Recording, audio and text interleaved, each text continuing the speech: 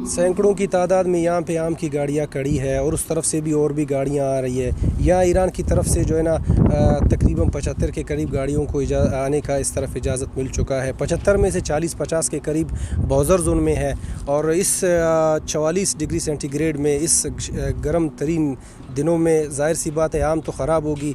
Exporters काफ़ी परेशान हैं। अब यहाँ पे जो गाड़ियाँ खड़ी है वो कम से कम 7-8 दिन से ज़्यादा गाड़ियों को हो रहा है जो यहाँ पे खड़ी है वो गाड़ियाँ। उस तरफ से जो गाड़ियाँ आती है उनमें 40-50 के करीब बॉर्डर्स है और बाकी 20 के करीब गाड़ियाँ बच जाते हैं। उनमें ये लोड कहाँ से होंगे?